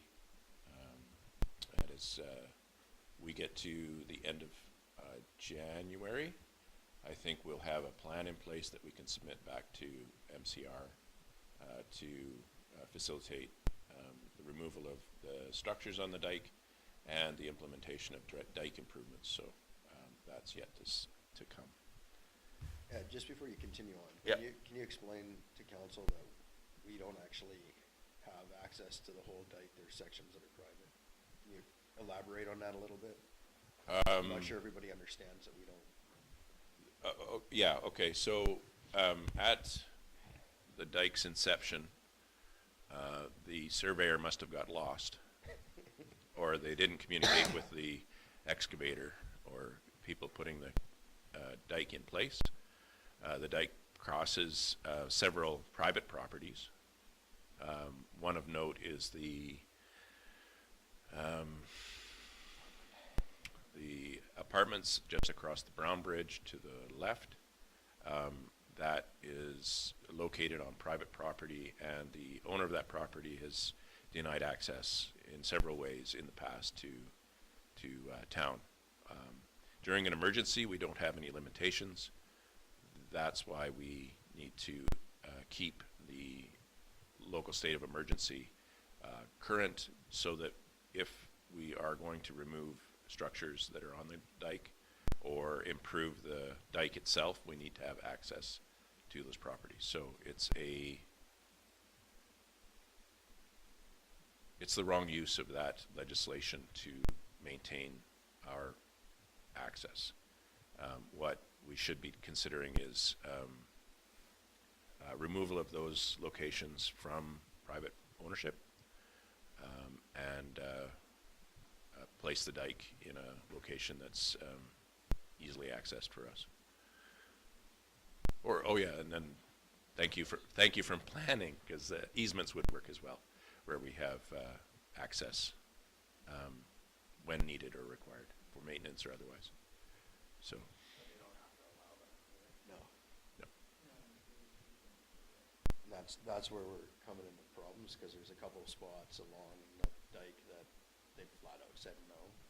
The apartments is one of them, right? He's blocked them in the past, and he's even tried to keep the inspector of dikes from accessing that property. So it's a pain in the butt, but the new legislation will cover this. There will be a recovery phase, a recovery section to it that will allow post-event for these things to happen without the same legislation. But unfortunately, the old legislation doesn't have anything in it, so we're stuck using old systems for a modern reality that doesn't jive with the reality of the day. So I forget what it's called, but what we have on there right now. HESCO baskets and the sandbags. Is there a lifespan on that? Yes. The engineering that we received from the province would suggest that 5 years is a target, and then a reinspection and a determination at that time. So we're still within the current life, and our project to come up with a plan is on target, and we'll likely be able to, once council has a clearer picture of the task at hand and the whole project, would be within that time period. So then, if the removed, and that property owner doesn't let us build up the dike, if it failed because of that, is he then responsible for anything that gets affected? Or is she? There would be no point in doing any work unless we did all the work. It's just gonna have a weak spot in your whole dike. It wouldn't make any difference. The dike was put in as it is. We would continue with the project, whether on private property or on public property. There is a process that would have to be exercised, probably at the provincial level, to make it happen. That's complicated. It's overly complicated. It's government. Go ahead. Included with the Operations Center, continued monitoring, preparations, and planning for storm cycles as they arise, and we've been through a few of those since my last report. Animal control fell into that statement, and there's nothing to report there. Generally, it's been quiet.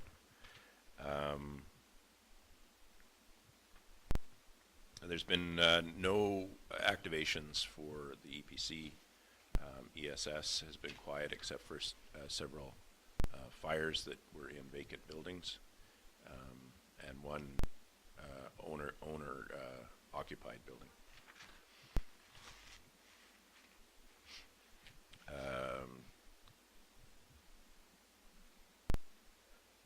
The 2000, did I miss a line? Emergency grants, or grants for the emergency program.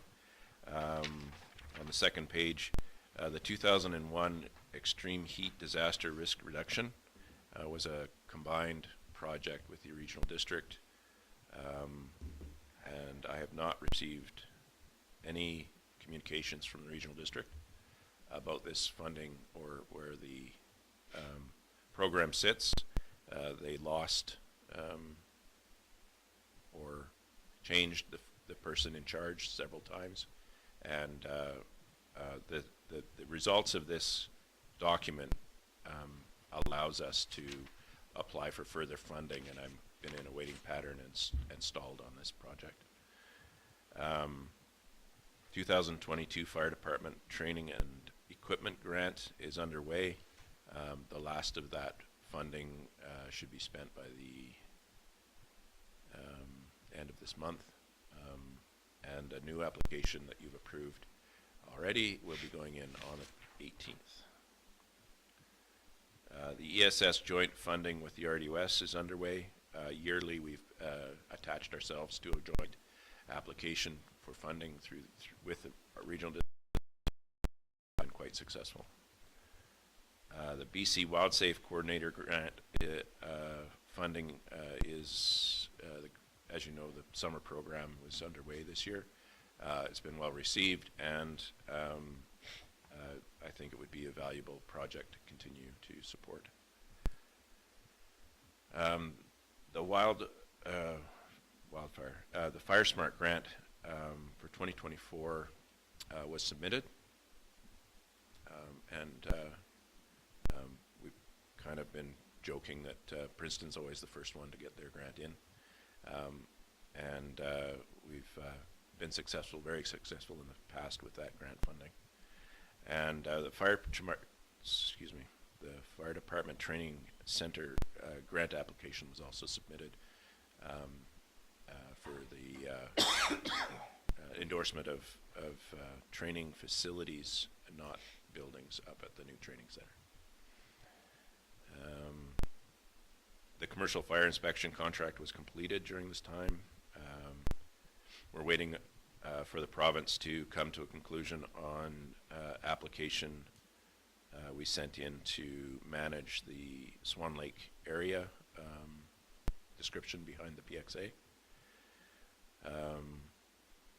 We have a hiring process in place currently for a bylaw officer, which should conclude this week.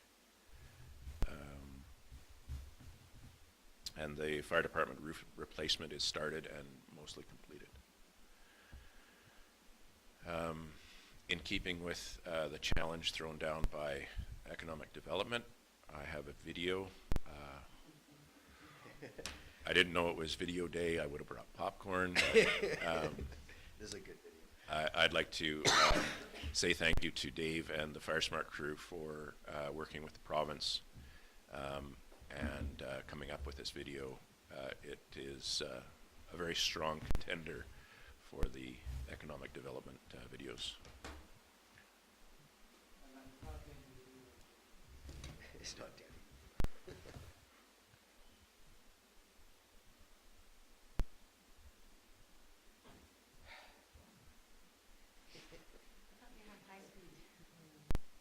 Oh, it's because he's streaming at the same time. So it's actually his PC that's not keeping up with all the demands on it. My name is Dave Nicolo. I'm the Fire Smart Coordinator for the Town of Princeton. The two neighborhoods that we had targeted, which was Deerview and Westridge, are really high wildfire risk. They both have steep slopes that lead into the neighborhood, and those steep slopes are heavily loaded with fuel. Deerview is a fairly established neighborhood. Because it's a little bit older, there's a lot more mature coniferous trees in people's front yards and people's backyards, very close proximity to the homes.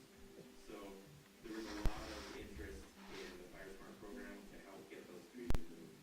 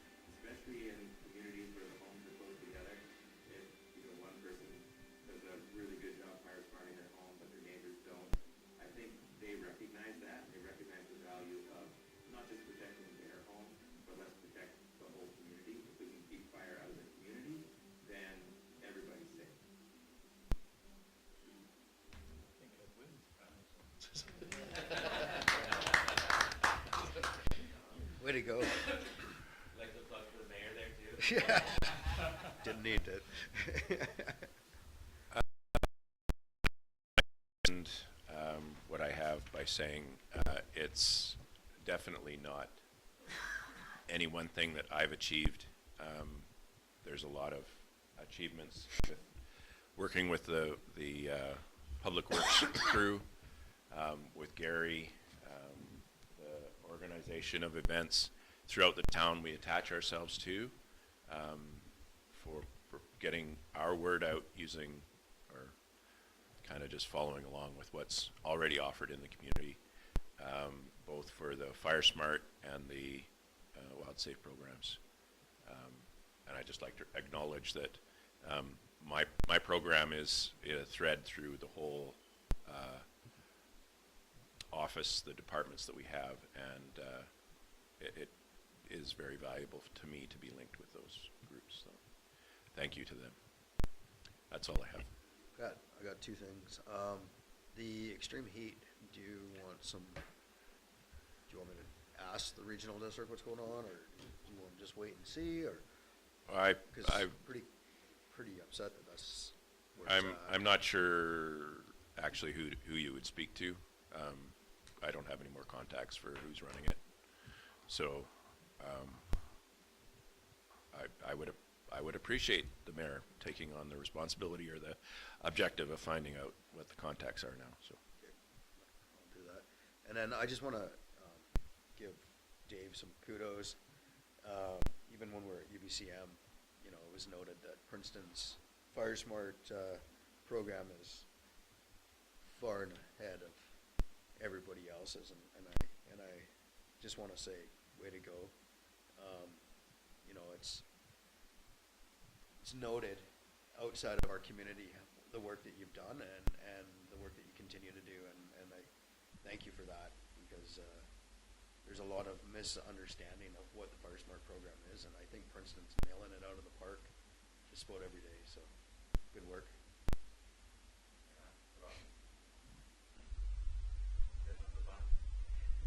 Any questions? Okay, thanks. That takes us to planning and development. Carrie. Quickly. The Culberson Way development, we've done OCP zoning and the 2 DPs, and then zoning amendment. They will be taking their plans to the building department shortly, and then moving into building the new 150 apartment unit probably over the next couple of years. The airport housing project, as I said earlier, we've completed the agreement, and we're working on what the next step looks like, including the mayor meeting with the ALC again. The one-way lane, Bridge Street to Lime Halliford, is ongoing, and we're still working on this. I'm hoping in the next couple of months we have something to bring to council with some options. The OCP, I'm happy to say, and I'm very, very proud of this OCP, so I hope you've all had a chance to look at it, because it's amazing. It's a good read, and hopefully we have it adopted, or council adopts it before the end of this year. One of the new things is the DP area for Fire Smart. You know, if we're the first one in BC to do a DP Fire Smart area? No, do you know if we are or not? I would expect that we're like one of the first ones. Yeah. DP Fire Smart area. Okay. So yeah, so I encourage you all to have a look at it. There is a survey, and if you have any questions, reach out to me on that. The age-friendly assessment and plan, that's what Nadine was referring to, not my age, just so you all know. So we've done public engagement a few times. We've done the assessment, and now our contractor is working on the plan, and hopefully we have that to council shortly as well, because then we can move on to the poverty reduction planning and action plan, which we haven't begun yet. So our plan is to finish the age-friendly assessment and then move into the poverty reduction assessment and plan. Centex development permit and DVP were completed. That is the new gas station on Highway 3. Bromley Place, we had a DP for a new gas station, which included a drive-through, restaurant, included in the future a car wash. It's sort of been put on hold. I've talked to the people that are doing the development, and just due to interest rates and the cost of developing something, they're putting it on hold for a little bit. So that's the update I have on that one. 141 Bridge Street, we council provided an extension on their DP and DVP. I still don't have any building plans or anything new for that development. Subdivision applications, we have 7 in progress. Some are completed, some are in PLA stages, which just means preliminary layout approval. Laurie Curry Way Crown tender. Councillor McLean, you brought this up with the minister when we met with him. I did email the documents and showing that we did stake it and we did the legal notices and everything else for it. They got back to me. I don't suspect that they're going to have anything completed on this at least for another year, just so everybody's aware. UBCM Housing Summit I went to in the spring, working on the Plaza Bridge Street consolidation of the lots. We will not be including the annex building in that consolidation, and the reason for that is the old Save-On Foods or Overweighty site was, I think, 4 lots, and we're consolidating them. We can't include the Fortis building because there's a reverter from Mr. Pattison. So it'll just be the old site that gets consolidated, and that's so that we don't have buildings built on property lines as well. We've got 5 business facade improvement program applications approved by council. Tapton Avenue, that is the laneway zoning that council just approved just recently. There's a few other DVPs there, Lachine, West China, and Herald Avenue that are all completed. Board of Variance, we've been putting advertisement out for a new Board of Variance. We still have one in place, but we should be renewing it every 3 years. The last time we put advertising out was pre-COVID, and it was determined to keep the existing board, and we've done some advertising, but we're not getting a lot of bites on this. So we'll just keep doing it, and hopefully we get new applications so we can bring it to council for approval.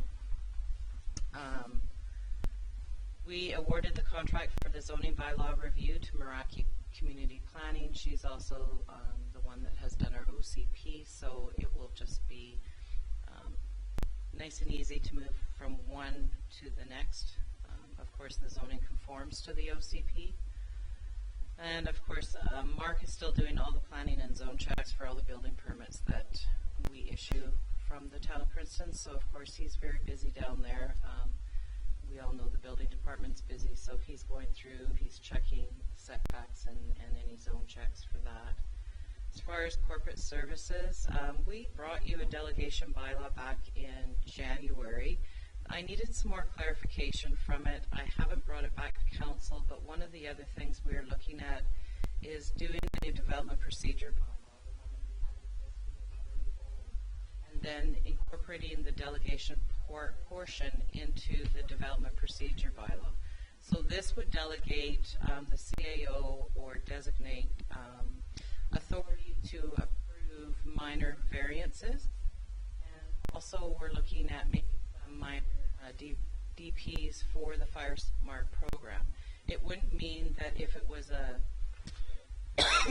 multi-family complex that was being built, that would automatically go to council for a DP anyway, so the Fire Smart would continue with that. But if anything minor comes up, so that's what we're looking at drafting at this moment.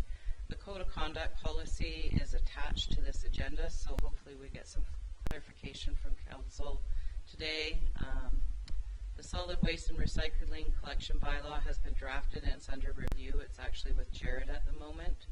The vacant and abandoned building bylaw was drafted, and I believe it's with the mayor to have a look at. We have to have an accessibility assessment and plan committee formed. It's legislative. We're still working on the terms of reference for that. We did a charitable donations and gift policy. The privacy management policy was completed. We're looking at providing a reduction for DCCs for affordable housing. That has to be drafted. And then I think finance, you brought to my attention that there is a BC Consumer Price Index amendment that you can do once a year to your DCCs so that you're keeping up with the cost of actually doing the projects that are in the development cost charge bylaw. UBCM, we're finished with that for another year, and happy to say I got hotel rooms yesterday. It's like a lottery, 9 o'clock. Every municipality in BC is phoning to book rooms. And you either get rooms or you don't get rooms. And I'm happy to say you're all in the same place. It wasn't my first option, but you're only 2 blocks away from where all the meetings are going to take place. So it's still walkable. 242 Bridge Street is looking at building an awning onto their building. That's the Golden Jade. And for them to be able to do that, we want to have an encroachment agreement with them that waives the town of Princeton of all liabilities to have this structure over our sidewalk. So we're just in the stages of doing that. We should have 2 reports to council shortly on donations that have come forward to us. And then we're looking at doing a memorial bench policy. Whew, and that's my report. You're not busy at all? No.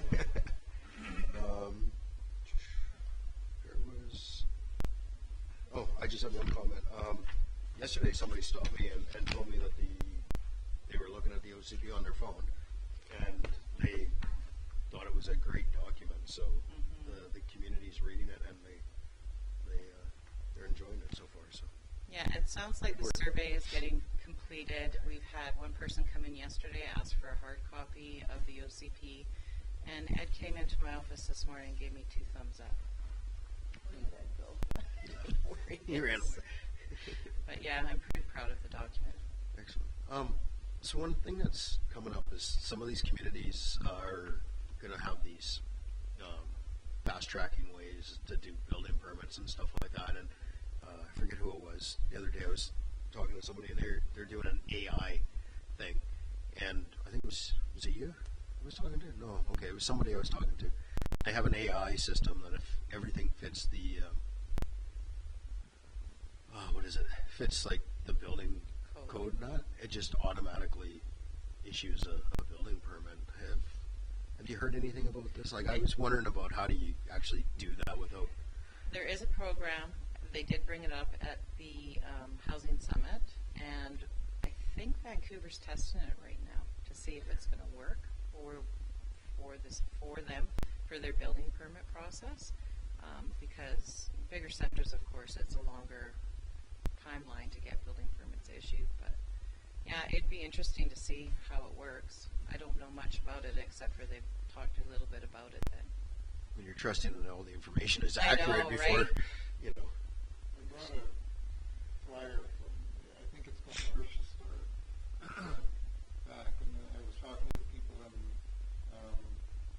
mainly designed to start with for larger communities, 15,000 a year, whereby it absorbs all your requirements and everything else, and when someone brings it in, it all goes into there, it automatically corrects anything that you may have wrong in it.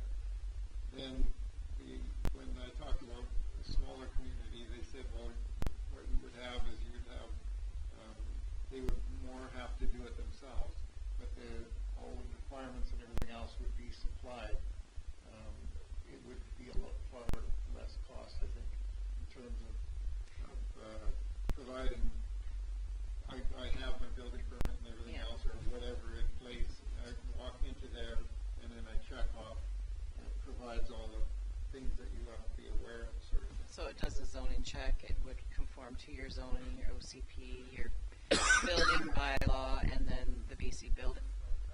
keep in mind that shout like 200 building permits or 100 building permits, you still have to have the staff to do all the inspections involved as well, right? Well, you're gonna do it anyway. Yes, they are, but You're not increasing anything, all you're doing is trying to make it, you're trying to get what comes to you is maybe a little more appropriate in terms of what you need to be put in front of you. It's not increasing the number of. no, I'm just would be concerned that people would be able to start their build based on the fact that this system has issued a building permit, but then they're going to sit and wait anyways because they're not going to have anybody to come in and do the inspections. So as they're doing their building permit processing right now, they're doing inspections as well, so they're only feeding out as many building permits as they can look after at one given time. Does that make sense? Yeah, in my mind, all you're doing is improving what's coming in front of you. I see that as a positive. I don't have any worries about it. No. Other than the cost of how good the service is and what it's going to cost to put that. But it's not increasing anything. It's not doing anything other than what is lowers a list of items that you have to correct and have them take back and work with. Yeah. And all the plans are electronic too. So everything's electronic. You're not getting the big rolls of plans that you put in front of you. It's all issued electronically. Perfect. Okay, since it's almost noon, we're going to jump into the next section here because unless anybody had a question. Okay, thank you. And I want to thank staff for all the work they've done. You guys have done an amazing amount of work so far this year, and it has not gone unnoticed. Thank you so much. So the next one is the elected official code of conduct policy. Before you is the one that the regional district has adopted, and we are obligated to either adopt a code of conduct or come up with a reason as to why we are not adopting a code of conduct. So Carrie worked on this with the regional district, so I'll hand it over to Carrie. So back in January, I took some information to you, which is attached to this agenda on the code of conduct. And then it was brought to my attention that the regional district wanted to do a regional one for all the municipalities within their region, and that we would all be on the same page and have the same code of conduct. I did attend a meeting at the regional district. We put some input in it, and then after we did that, it went to the CAO working group, which Lyle was a part of. And then I just recently got this back, so we're providing it to council. It's a good document. It doesn't, it conforms to our existing policies. It's not over top of any of our policies as far as social media or code of ethics or anything else. It's a good policy. It's well laid out. It's got a great table of contents. The enforcement section is great. So if you have any questions, happy to answer them.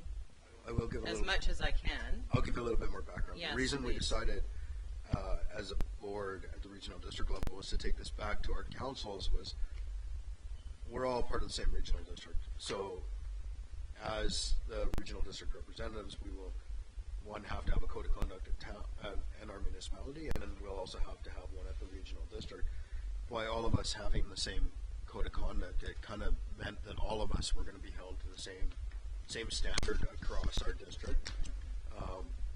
The district has, I think it's working together more than we've worked in a long time. There's, like, Summerland is not going to be part of this.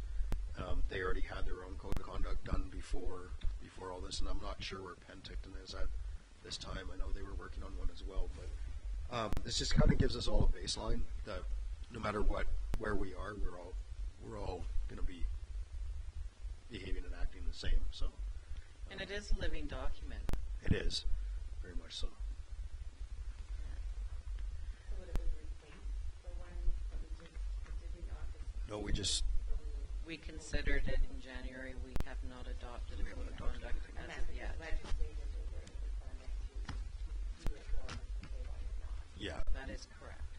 I'm just looking for some guidance from council if they're happy with the one that I put in front of you from the regional district. They're asking that we consider it and adopt it, and it would be my recommendation to move forward with the regional one, but I wanted to find out how you feel about it. Are you okay with that? No sense in reinventing the wheel. No. This has gone to their lawyers for review as well. I forget which staff member worked on this, but she's going to be doing a presentation, or is it at a provincial level or something? She's going to be working on this further. So it's considered a very well done document.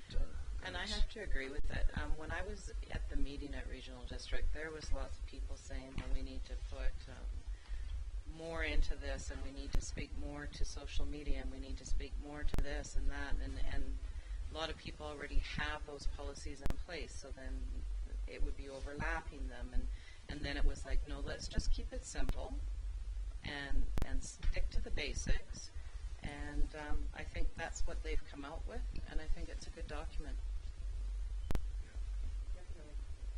Yeah. You need a motion to proceed with this?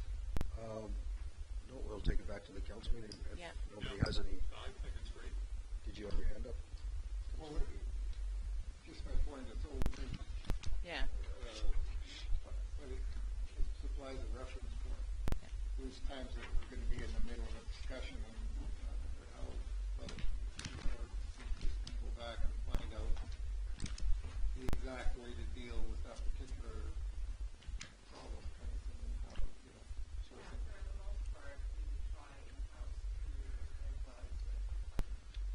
An elected official work through it, but if it goes beyond that, then the regional district is going to appoint somebody to do the investigations on our behalf, and then if it goes beyond that, it goes to legal, to lawyers. So.